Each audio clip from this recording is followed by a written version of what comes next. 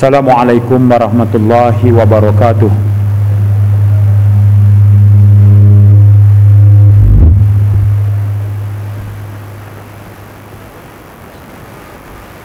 Alhamdulillahi rabbil alamin. Wassalatu wassalamu ala asyrafil anbiya'i wal mursalin wa ala alihi wa sahbihi wa man da'a bida'watihi wa tamassaka bisunnatihi wajahada fi sabilillahi ila yaumiddin. Pengurusi majlis yang berhormat Datuk Haji Usam Musa, Ahli Exco Kerajaan Negeri Kelantan, yang berhormat Datuk Abdul Fattah Mahmud, Exco Belia Kerajaan Negeri Kelantan, berhormat sahabat saya Ustaz Abdul Latif Abdul Rahman, Ketua Dewan Pemuda PAS Pusat, Ketua Dewan Pemuda PAS Negeri Kelantan, tetamu-tetamu yang kita raikan, teman-teman kita dari Syria, seluruh jawatan kuasa penganjur, muslimin muslimat yang dimuliakan.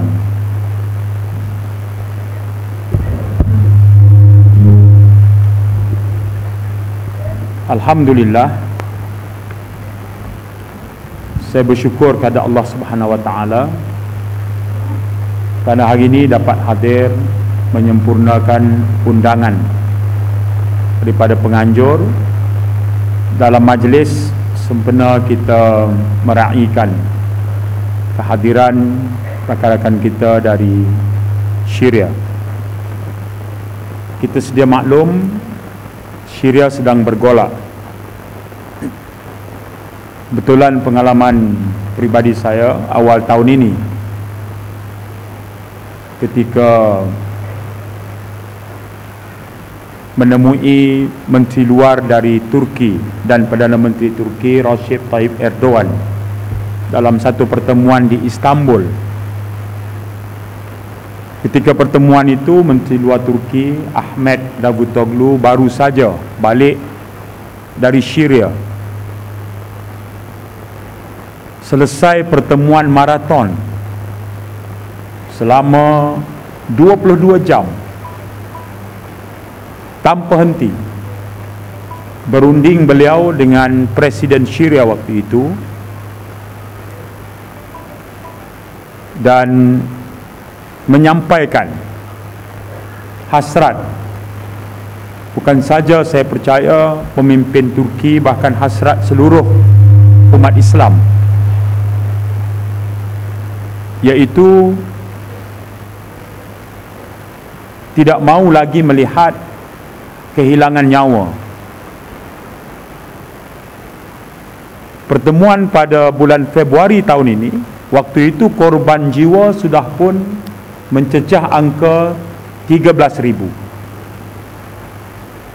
Bulan 2 tahun 2012. Lalu disampaikan kepada Presiden Bashar al-Assad satu ketetapan dengan istilah yang paling jelas, iaitu stop killing your own people, berhenti membunuh rakyat tuan sendiri.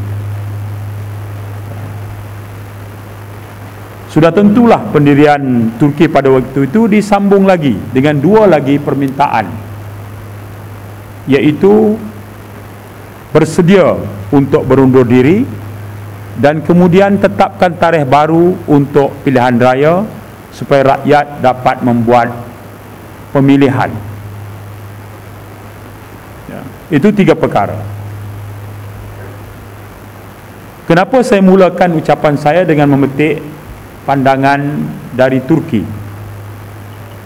Sebab dalam pertikaian, sama ada dalam krisis Gaza yang menyaksikan serangan Israel ke atas umat Islam Palestin di Gaza.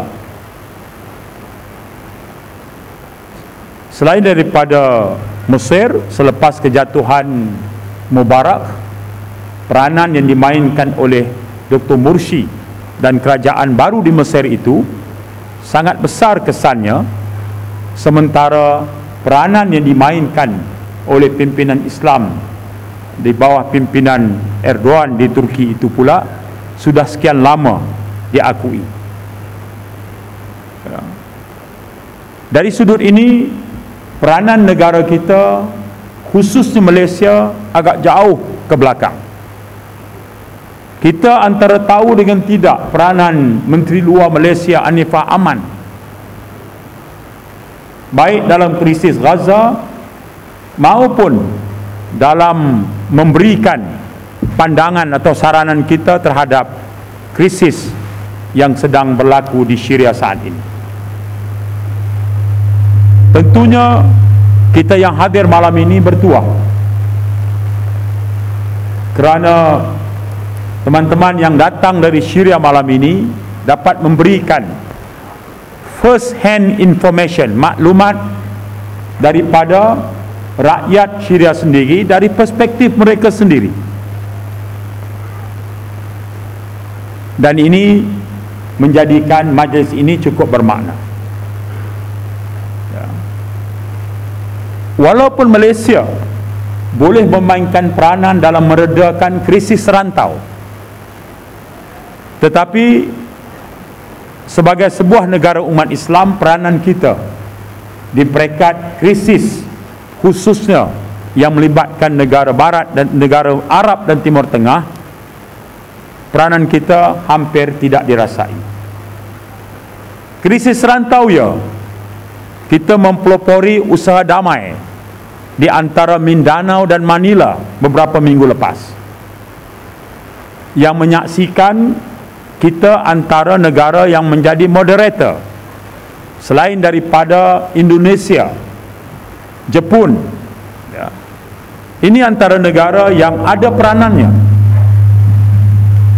dalam meletakkan atau membawa semula perbincangan di antara golongan Muslim di selatan Filipina dengan Manila. Kita juga banyak memainkan peranan, kita akui, di antara wilayah 4 wilayah selatan di Thailand dengan Bangkok.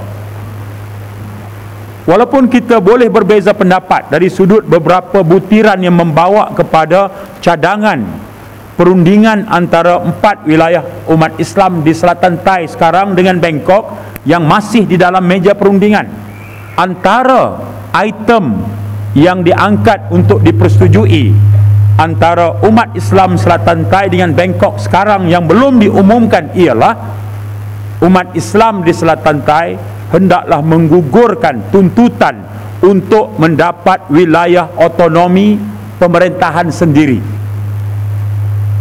Sebaliknya, umat Islam selatan Thai bersetuju untuk menerima formula mewujudkan sebuah kerajaan tempatan ala-ala pihak berkuasa tempatan, macam Majlis Daerah Macang, Majlis Daerah Tere, Majlis Daerah Pasir Putih, Majlis Daerah. Ada 10 perkara yang sedang dirundingkan oleh kerajaan Malaysia dengan Thailand sekarang. Di antara satu daripada 10-nya ialah Bangkok menghendaki supaya umat Islam di Thailand, khususnya di wilayah 4 itu, bersetuju tidak lagi menuntut kuasa pemerintahan sendiri otonomi, tetapi memadai dengan sebuah pemerintahan bertaraf kerajaan tempatan. Ya. Ini Malaysia mainkan peranan sekarang. Ya. Baik. Tumpuan malam ini saya tidak tumpukan pada peranan Malaysia di peringkat serantau, kerana krisis yang lebih besar hari ini, masa ini, saat ini, momen ini yang sedang kita berkumpul ialah berkenaan dengan krisis Gaza dan juga di Syria. Ya. Tengok dari perspektif apapun, perspektif barat maupun perspektif timur, ya, pelbagai pandangan sedang diberikan, ya. Tetapi dari sudut kita cuma mau melihat pembunuhan dihentikan, ya. Ini sebenarnya merupakan satu tuntutan yang kita anggap paling munasabah, ya. Memerangi dan membunuh rakyat sendiri oleh sebuah kerajaan yang kita anggap sudah hilang legitimasinya atau keabsahannya, ya. Jauh lebih penting daripada itu dalam konteks kita di Malaysia khususnya dan di Kelantan ini. Waktu program ini sedang kita buat, kita sekarang dalam pusingan akhir mempersiapkan diri untuk menghadapi pilihan raya. Saya bersetuju dengan pandangan Ustaz Latif tadi.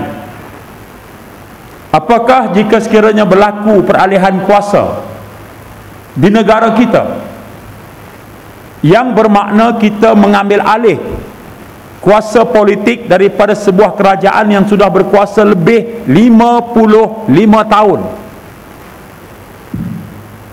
di Mesir, selepas kejatuhan kerajaan Turki Uthmaniyah 1924, Ikhwan Muslimin Mesir ditubuhkan 1928. Bila baru mereka mula dapat kuasa politik? 2012. Mereka mengambil sebuah kerajaan dan mereka memegang kuasa politik ketika sistem dalam sebuah negara yang berjalan puluhan tahun adalah sebuah sistem yang rosak serosak-rosaknya. Media negara kita masih lagi melihat dari sudut kejatuhan sistem ekonomi di Mesir, masih lagi melihat dari sudut tidak ada keamanan di Mesir, masih lagi melihat Mesir hilang punca pendapatan dari industri pelancongan. Tak ada orang melawat piramid, tak ada orang melawat Sphinx. Dia tengok dari kacamata itu. Dia tak tengok dari satu kacamata bahawa peralihan kuasa politik yang berlaku sekarang setelah Ikhwan Muslimin menubuhkan satu kenderaan politik yang namanya Parti Keadilan dan Pembangunan, Parti Keadilan dan Kebebasan, yang namanya Jamaah Islam itu Ikhwan Muslimin. Tapi apabila mereka masuk politik, mereka buat satu muktamar, dan muktamar Ikhwan itu meluluskan ketetapan parti politik ditubuhkan. Parti politik itu namanya Parti Keadilan Mesir. Seperti mana di Tunisia Parti Keadilan, seperti mana di Turki Parti Keadilan, begitu juga di Mesir muktamar Ikhwan Muslimin menubuhkan Parti Keadilan. Dan itulah Parti Keadilan yang menang, yang membentuk kerajaan sekarang di Mesir sekarang ini. Dan ketika mereka menguasai kerajaan, proses membetulkan sistem itu memakan masa. Yang paling penting sekali yang menjadi isu kontroversi sekarang ialah isu perlembagaan. Antara tuntutan rakyat Mesir ialah supaya kerajaan baru sekarang ini mengambil tindakan ke atas pembunuh rakyat Mesir yang mati ketika demonstrasi di Dataran Merdeka mereka. Tahrir Square namanya Dataran Merdeka. Bagaimana kerajaan nak ambil tindakan ketika jemaah hakim-hakim tu masih lagi kiblat sokongannya kepada rejim lama. Dan hakim-hakim inilah antara yang paling ke depan menentang sebarang perubahan yang nak dibuat oleh kepimpinan baru Dr. Mursi. Maka krisis itu diberikan liputan besar-besaran oleh media barat dan media negara kita memainkan sentimen tidak ada keamanan, maka dalam konteks Malaysia jangan buat perubahan, kalau tidak akan berlaku keadaan tidak aman seperti di Mesir. Jangan buat perubahan di Malaysia, maknanya rakyat Malaysia diminta terus kekal sokong UMNO Barisan Nasional. Sebab itu tagline mereka ketika berkempen, jangan buat perubahan. Itu kata Muhyiddin dalam perhimpunan Agung UMNO. Jangan cuba-cuba nak berubah. Perubahan tak semestinya berakhir dengan kebaikan, kata mereka. Mereka mengambil contoh-contoh dan menerima semua sumber media dan laporan berita dari barat, berita dan juga berita bergambar, untuk tunjukkan. Kalau kita tengok dalam berita jam 10, kesimpulannya ialah berubahnya kerajaan di Mesir itu adalah kerana tidak adanya jaminan kerajaan baru boleh bawa perubahan. Itulah yang nak ditakutkan. Begitu juga dalam konteks kita, setelah lebih 55 tahun, apakah jika kerajaan Pakatan Rakyat mendapat mandat daripada rakyat, apakah rejim lama UMNO Barisan Nasional ni akan berpeluk tubuh menerima bahawa mereka telah kalah, ataupun apakah mereka sudah ada plan B? Plan B itu adalah rancangan menimbulkan huru-hara dan kekacauan. Inilah yang sedang nak diterangkan kepada rakyat sekarang ini. Akan hal sambutan dan mood sokongan rakyat terhadap kita itu tak boleh mereka nafikan lagi, tak boleh mereka pertikaikan lagi. Sementara seminggu dua ini, masalah dalaman itu sendiri keluar satu demi satu. Siapa sangka bekas Ketua Polis Negara Musa Hassan boleh serang menteri dia balik? Kemudian ada bekas pegawai polis lama serang Musa Hassan balik. Kemudian Musa Hassan serang lagi, berbalas-balas sekarang ni dia tembak sama dia. Sekarang ini semua membenarkan kita bahawa selama UMNO Barisan Nasional memerintah, banyak institusi penting dalam negara rosak. Institusi kehakiman, institusi kepolisian, institusi peguam negara, institusi media. Ini sekarang ini buruknya itu keluar satu demi satu. Dan dakwaan yang dibuat oleh bekas Ketua Polis Musa Hassan ini bukan kecil anak. Sebab dia bukan Ketua Balai, dia bukan OCPD Pasir Putih, dia bukan Ketua Polis Negeri Kelantan, bukan. Dia Ketua Polis Negara. Dan bila dia kata menteri campur tangan dalam kerja-kerja polis, dan itu bercanggah dengan Seksyen 4/1 Akta Polis, dakwaan itu besar, dakwaan itu serius. Kalau dah menteri melanggar Akta Polis, tunggu apa lagi? Tangkap dan siasat saja menteri itu. Tapi sampai hari ini tak bergerak langsung institusi polis, nak sentuh menteri pun tak berani. Tapi kalau rakyat bawah ini, segera kecekapan polis itu terserlah. Jangan anggap rakyat tak tengok, jangan anggap rakyat tak reti, jangan anggap rakyat tak faham. Kita dah sebut lama dah. Hari ini Ketua Polis Negara itu ulang lagi. Bukan sekadar menteri, Ketua Setiausaha Kementerian Dalam Negeri pun campur tangan bagi arahan kepada polis. Saya masih ingat dalam kes Anwar tahun 98, dia masuk penjara 6 tahun bukan kes atas tuduhan fitnah liwat.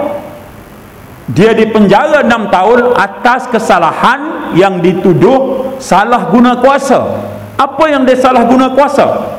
Dalam masa 3 bulan dia menjadi pemangku Perdana Menteri, dia dikatakan telah memberi arahan kepada timbalan Ketua Cawangan Khas waktu itu, Datuk Said Awang. Sebagai Perdana Menteri, pemangku Perdana Menteri, dia dikatakan salah guna kuasa, iaitu memberi arahan kepada timbalan Ketua Cawangan Khas Polis Said Awang. Kerana Said Awang seorang pegawai polis, Pegawai polis cuma boleh ambil arahan daripada ketua polis negara. Tiba-tiba Anwar jadi pemangku Perdana Menteri, bagi arahan kepada Said Awang, maka 6 tahun masuk penjara. Hari ini bekas ketua polis Musa Hassan sendiri kata Hishamuddin bagi arahan pada polis, ketua setiausaha Kementerian Dalam Negeri bagi arahan kepada polis. Kalau Anwar 6 tahun, Hishamuddin patut 6 tahun juga sebenarnya.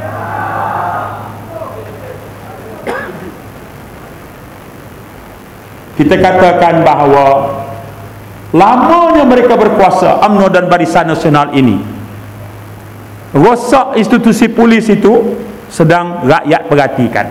Begitu juga institusi peguam negara. Tak terbayang oleh kita selama 12 tahun. Yang kita syarah selama 12 tahun ini ialah, kalau polis, kita katakan mereka melakukan selective investigation, penyiasatan terpilih. Kalau pembangkang buat aduan ke atas parti kerajaan, tak disiasat. Kalau parti kerajaan buat aduan ke atas pemimpin pembangkang, segera disiasat. Itu namanya selective investigation, penyiasatan terpilih. Jika siasatan sudah selesai, diangkat kepada pejabat peguam negara. Kerja peguam negara ialah melakukan pendakwaan di mahkamah. Pejabat peguam negara pula melakukan pendakwaan terpilih atau selective prosecution. Di mana keadilan boleh kita dapat? Kalau dua cabang penting ini begitu sekali berlaku kerosakan di dalamnya. Sebab itu kita tidak akan berdiam diri. Terbaru, Parti Keadilan kita hantar satu lagi tim ke Hong Kong. Walaupun kita tahu risiko keselamatannya besar. Beberapa tahun dulu pernah berlaku skandal kerugian bank negara, Bank Bumi Putra, maksud saya. Kemudian dihantar seorang accountant untuk menyiasat di Hong Kong. Dia mati di kebun pisang.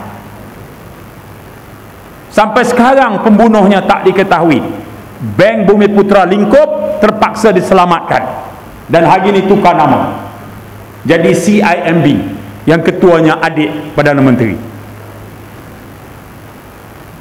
Kenapa Parti Keadilan sanggup pergi ke sana? Sebab ia melibatkan duit 40 juta bagi kepada seorang ketua menteri di Sabah. Menteri jawab di parlimen tidak ada kes rasuah, sebab dia bagi kepada parti UMNO, bukan bagi pada ketua menteri. Tetapi maklumat yang Parti Keadilan dapat bukan begitu ceritanya. Di sini polis tak siasat, di sini Suruhanjaya Pencegahan Rasuah tak siasat, tutup terus. Sebab apa? Dua institusi ini rosak. Maka oleh kerana kes ini berlaku di sana, maka kita pun pergi untuk membantu siasatan oleh Badan Pencegah Rasuah Hong Kong. Kita pergi. Kita tak hantar seorang, kita hantar 4 orang. Sudah berlaku. Hadirin dihormati sekalian, kenapa berlaku pergolakan dan kenapa berlaku desakan merubah kerajaan, baik di Hong Kong, baik di Tunisia, baik di Mesir, baik di Syria, baik di Mesir, baik di Tunisia? Tuntutannya adalah bila pemerintah yang berkuasa itu terlalu lama lekanya. Akibatnya dengan kuasa itu, kekayaan negara dipunggah semau-maunya, tak berlaku agihan kekayaan negara secara adil kepada rakyat bawahan. Sistem dalam negara pincang sepincang-pincangnya, dan rakyat terus diasak untuk menerima maklumat dari satu pihak. Itulah yang berlaku di Mesir, itulah yang berlaku di Tunisia, itu juga sekarang berlaku di Syria. Tapi kebangkitan rakyat, kebijaksanaan rakyat tak boleh nak dipelekehkan, dia ditekan selama-lamanya. Maka rakyat pun bangun. Bangunnya rakyat itu pelbagai cara. Kalau sistem pilihan raya yang tidak bersih berjalan, rakyat pilih cara lain. Itulah yang berlaku di negara tersebut. Hari ini saya percaya majlis kita nak mendengar pidato sendiri daripada teman-teman kita dari Syria. Saya pun bila dijemput oleh penganjur, saya tertanya-tanya, takkanlah nak dengar daripada Saifuddin cerita pasal Syria. Saya baru pergi sekali Syria, itu pun masa jadi setiausaha politik Menteri Undang-Undang Nun dulu tahun 93. Suasana dah berubah dah. Lepas tu saya tak nak sampai ke Syria. Saya tanya penganjur, saya setuju datang, tapi izinkan saya bercakap berkenaan dengan satu dua isu semasa dalam negara. Saya tidak akan menyentuh topik Syria. Dengan understanding itu, saya dijemput dan saya datang dan saya mengolah tajuk itu secara sangat sederhana.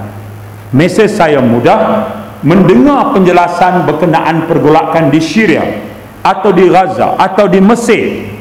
Yang paling penting ialah kita mengambil beberapa teladan daripadanya. Saya katakan tadi, pertama, perubahan politik yang berlaku di kebanyakan negara Arab ada kalanya sistem yang berjalan itu menyaksikan penguasaan total pihak penguasa yang tidak langsung menghormati kebijaksanaan dan hak rakyat yang paling asas.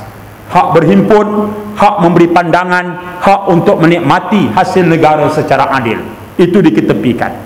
Dan kita tengok cara-cara itu, tanda-tanda itu juga banyak diwarisi oleh kerajaan UMNO Barisan Nasional selama lebih 55 tahun ini.